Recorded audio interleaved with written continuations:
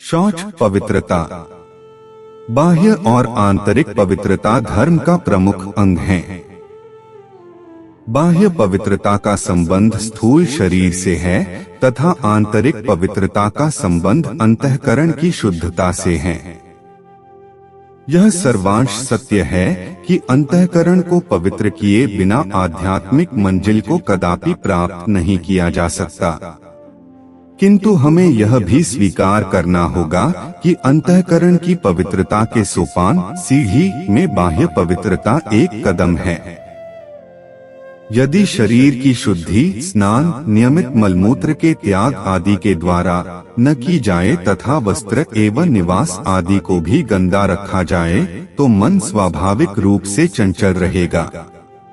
वैसी स्थिति में ध्यान समाधि की प्रक्रिया भी पूरी नहीं की जा सकती।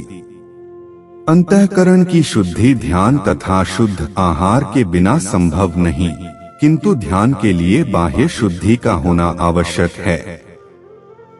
किंतु बाह्य शुद्धि को सब कुछ मान लेना मात्र कर्मकांड और अज्ञानता के अंधकार को बढ़ावा देना है। इसी बाह्य शुद्धि के नाम पर छूतछात का प्रचलन चल पड़ा, जिसने समाज के एक बड़े वर्ग स्त्री शूद्र को अपमान का घूंट पीने के लिए मजबूर किया, जिसका दुष्परिणाम है भारतवर्ष को 1000 वर्ष की गुलामी एवं धर्मांतरण का भयावह रूप। हमें यह ध्यान रखना होगा कि बाह्य पवित्रता के नाम पर अस्पृश्यता मानवता के नाम पर कलंक है। गीता का कथन है कि विद्या और विनम्रता से संपन्न ब्राह्मण में, गाय में, कुत्ते में, हाथी में और चांडाल में जो सर्वत्र एक समान चेतना का अनुभव करता है वही पंडित है, न कि जन्मजात। विद्या विनय संपन्ने ब्राह्मणे गवि हस्तिनी शुनि चैप श्वपाके च पंडिताः समदर्शिनः। इस संबंध में एक घटना का वर्णन अति सार्थक है। एक बार वाराणसी में आदि शंकराचार्य जी प्रातःकाल गंगा स्नान कर अपने शिष्यों के साथ आ रहे थे। सामने से एक चांडाल भी कुछ कुत्तों के साथ उपस्थित हो गया। शंकराचार्य जी ने उस चांडाल को मार्ग छोड़ने के लिए कहा।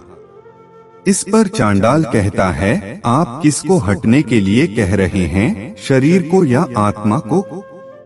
शरीर तो जड़ है, वह कैसे हट सकता है? आत्मा तत्व तो एक रस है।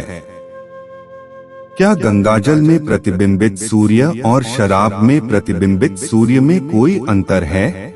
एक में अद्वितीय का उद्घोष करने वाले आपके अंदर इस प्रकार की भेद दृष्टि क्यों है? शंकराचार्य जी इस कथन पर निरुत्तर हो गए और उन्होंने अपनी भूल स्वीकार की। बाह्य स्वच्छता के नाम पर होने वाला श्रृंगार मनुष्य को पतन की राह पर ले जाता है। आज विभिन्न सौंदर्य प्रसाधनों, क्रीम, लिपस्टिक आदि को तैयार करने में बेगुनाह जानवरों का वध किया जाता है। अपने होठों पर लालिमा दिखाने के लिए भोले भाले पशुओं के रक्त मिश्रित लिपस्टिक का प्रयोग सुंदर साथ के लिए कभी भी ग्राह्य नहीं होना चाहिए। सच्चा श्रृंगार कैसा होना चाहिए, इस संबंध में एक कवि का कथन है। क्या रखा है इन चमकदार कटियों पटियों में झूमर में, है शीश फूल तो यह सिर का, सिर झुके बड़ों के आदर में। बैंदी है तेज भाल का, तो लज्जा आँखों का काजल है। शुद्धता नाक की बेसर है, दांतों की चोक स्वच्छता है। मनुस्मृति में कहा गया है कि जल से शरीर शुद्ध होता है। सत्य का पालन करने से मन शुद्ध होता है। विद्या और तप से जीव शुद्ध होता है तथा ज्ञान से बुद्धि शुद्ध होती है। वस्तुतः शौच का यही वास्तविक स्वरूप है।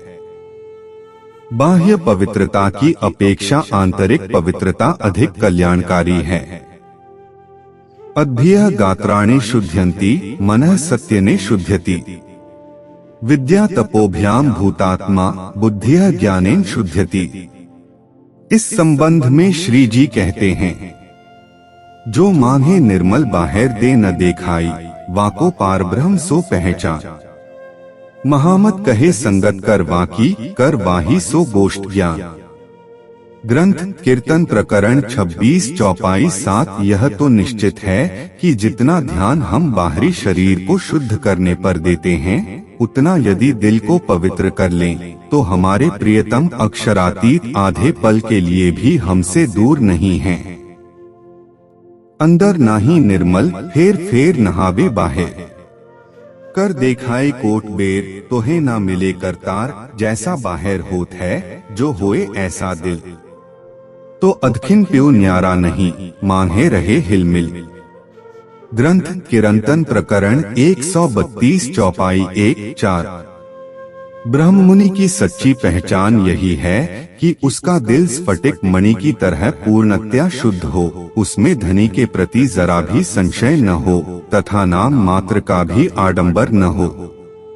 उसे श्री राज जी के बिना सब कुछ व्यर्थ लगता हो। पाक दिल पाक रूह जामे जरा न सत।